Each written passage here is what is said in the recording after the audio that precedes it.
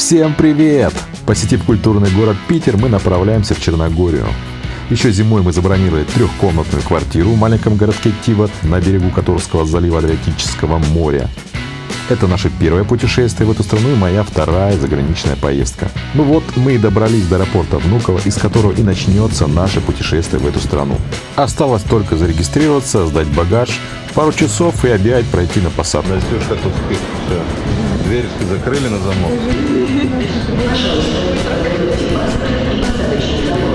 Ну вот и дождались. Время пролетело быстро, и мы уже идем к самолету. Мы покупали самые дешевые бюджетные билеты до Черногории, но так как у нас багажа немного, нас вполне это устроило. Ремни застегнуты, и наш самолет идет на взлет. Около 4 часов, и мы на месте.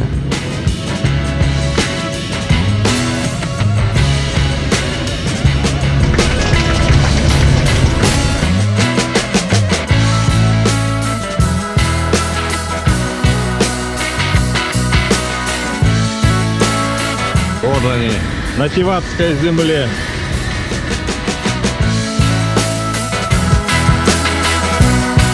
Получаем вещи. Вот так все просто тут.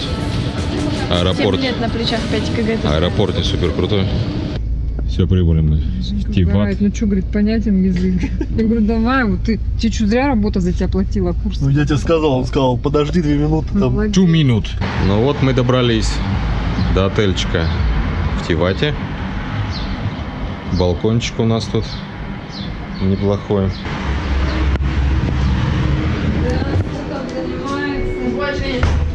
Здесь маленькая комната. Аскетично все.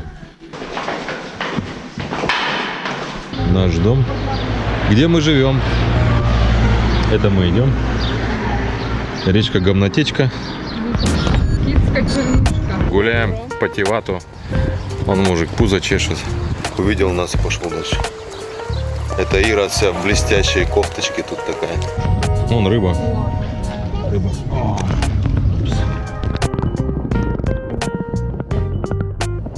Мы в Биг Бене. Настасья. Тебе еще паранжу одеть, блин. Ира. Мелкие сейчас потратим. Да? Да? Нифига. Салат Цезарь. Ой, нифига себе. Вот это черненькая ему. Не, простенькая яхточка, нет, простенькая. Вон-то такая более стильная такая.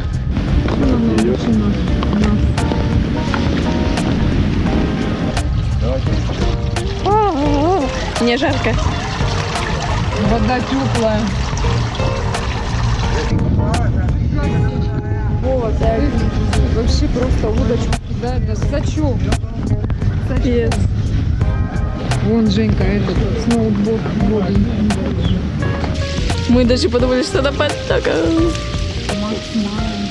Порт Монтенегро – лакшери место для стоянки дорогих яхт. В этот порт вложили, вдумайтесь, более 1 миллиарда евро. Это самое дорогое место в Черногории, ведь после того, как Черногория получила независимость от Сербии, деньги Мунка и Ротшильдов потекли рекой на берега Которского залива. Обычный двор тиватский. Как в Анапе. А, нет, как в Калуште, точнее. Центр Тивата где-то. Педжовик. Мелика.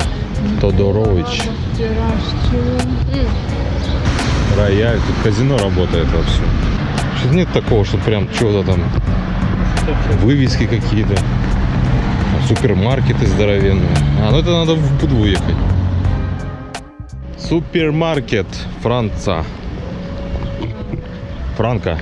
Какая франка? Это ж не английский. Моя первая поездка на материке.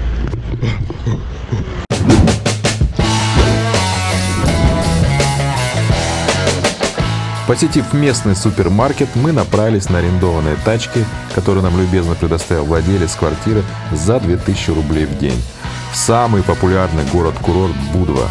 Тем более нам ехать всего-то 30 минут. Вот посмотрите, блин, надо. Русский, да, да? немец какой-нибудь. Рус у него написано, номер 70. Да? Хоть с кондишеном, блин, как раньше люди ездили. В советское время без кондишена. Мы на парковке Будва, торговый центр. Выбираем шорты Жени, купательные 20 евро. Женька американский полицейский, сейчас он все будет шугаться. Черногорский. Мы Будви, повторяю, что Будва. Раз. Анастасия тоже модная. Скажите пару ласковых слов. Да, улочки маленькие, дороги узенькие. Ветки есть. Цены, видишь? 15 евро. Они есть, но просто вкусно они плавят. Черный ризотто 8 евро. Скажи, Женя, аста ла виста. Да просто все время кажется, что ты едешь за границу, там должно быть во много раз лучше, чем у нас, блин. Набережная Будвы, повторяю. Женя, окей. Код такой, дайте 5 евро. Блохастик. Ты кушать, тебя прикормили, да? Ты такой прибегаешь. Главная достопримечательность Будвы – это, конечно же, старый город, которому более 2500 лет.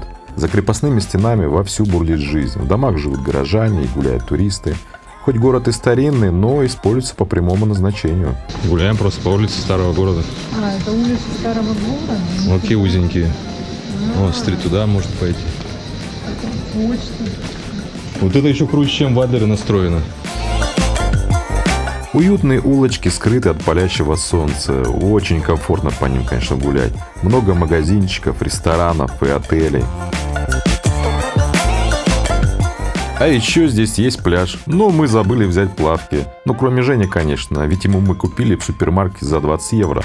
А полоснуться в море было бы, ох, как кстати. Ведь на улице не месяц мая. И температура свыше 30 градусов. Женя, ты можешь один королем искупаться. Ты один при шортах. И в очках крутые. В общем, все условия для отличного отдыха здесь имеются. Есть что посмотреть, где искупаться, вкусно покушать и вечером потанцевать в местных клубах. Можно туда пойти, мы откуда вышли? 4. Все. Мы заблудились. Мы в кафешку вышли какую-то. Вечером, вот я хочу сюда, конечно, вечером все-таки. Здрасте. Ну, прохладно, хорошо. Цигель, я люблю. Лабиринт какой-то. Точно мы здесь заблудимся? Наконец-то вышли. Вот старые улочки старого города. Будва, кому она только не принадлежала за 2500 лет. И грекам, и римлянам, сербам, итальянцам. Стены города помнят немало сражений и пережили не одно землетрясение. Кстати, последнее разрушило большую часть города, и это случилось в 1979 году. По одной из легенд, название города произошло от слов «Буду-2», которые местные жители услышали из моря после того, как туда бросились двое влюбленных. А по другой легенде, что это венецианское слово «будуа». Сердце Будвы, конечно, это старый город, мощенный узкими улочками. И трудно поверить, что рост города за пределами крепостной стены начался в 80-х годах 20 века, после того, как он стал морским курортом. А это колокольня католического собора святого Иоанна Крестителя. Она видна из любой части старого города и может служить для вас ориентиром. Рядом со старым городом расположился яхт-порт Будва-Марина. Если вы желаете прокатиться с ветерком на палубе, то цены начинаются от 25 евро за час. И в следующих сериях нашего путешествия по Черногории мы обязательно прокатимся на одной из яхт. А чтобы вы не пропустили выходы наших новых серий, рекомендую подписаться на наш канал. Не зря Будву называют столицей пляжного туризма. Она окружена песчаными пляжами. И если вы любите море, как и мы, то вам непременно здесь понравится.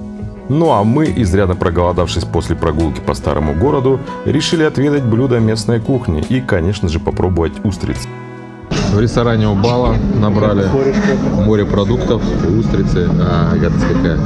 Вот это рыбная какая-то фигня там. Рыбная тарелка. Всего ты взяла, что она жила? Да вот, видишь, я ее трогаю, она сокращается. Настасья, давай. Конечно, блин, я бы тоже там присосался бы. Она такая страшная, господи. Да, глотай, жуй. Не с ракушками.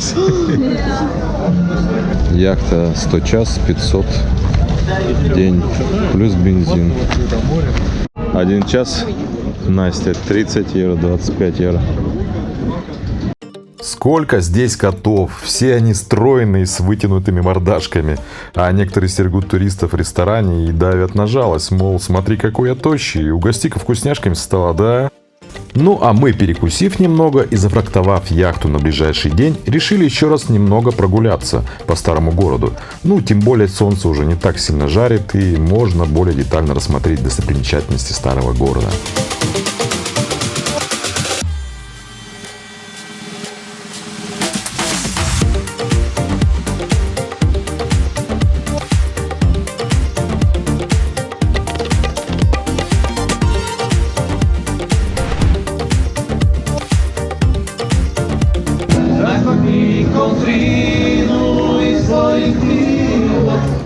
Полюбовавшись старым городом и оценив памятники старины, мы направились на оживленную набережную посмотреть вечернюю Будву.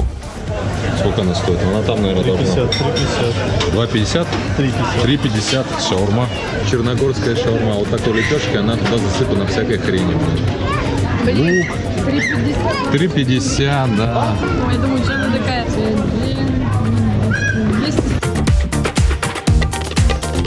Пустынные клубы еще готовятся.